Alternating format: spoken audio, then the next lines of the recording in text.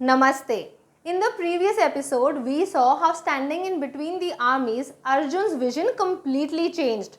He had gone there to see his enemies but could only see his own people standing across both sides. Looking at his loved ones, Arjun became overwhelmed with compassion and spoke with a heavy heart.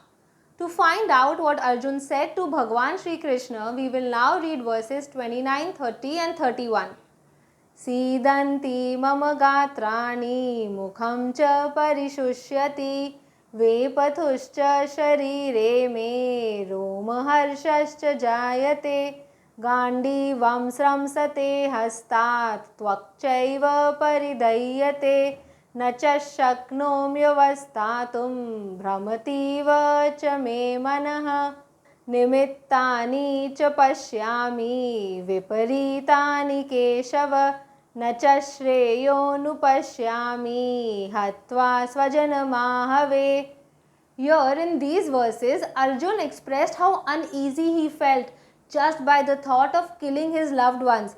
He said that his limbs felt so weak that he was unable to do anything. His mouth was drying up, making him incapable of speaking, and his mind was hazy, due to which his thinking capacity had gone for a toss.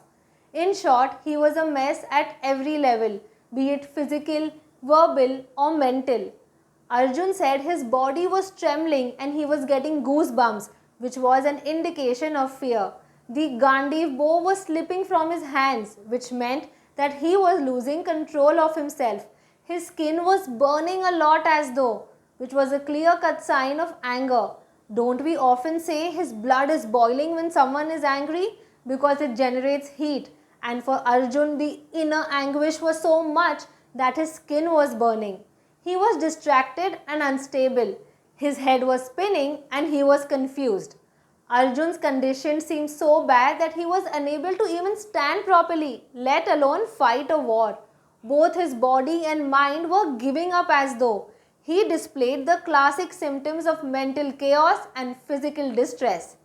In this way, Arjun openly told Bhagwan Sri Krishna all that he was experiencing internally in great detail. He then went on to speak about what was happening externally. Arjun said that he was seeing bad omens and he believed that they were signs from the universe that the war should not be fought. Arjun even said that he could not see any positive outcome of the war. He could only see the negative in everything around. We must know that while stepping out for the war, Arjun had witnessed good omens, but now he was claiming to see bad ones.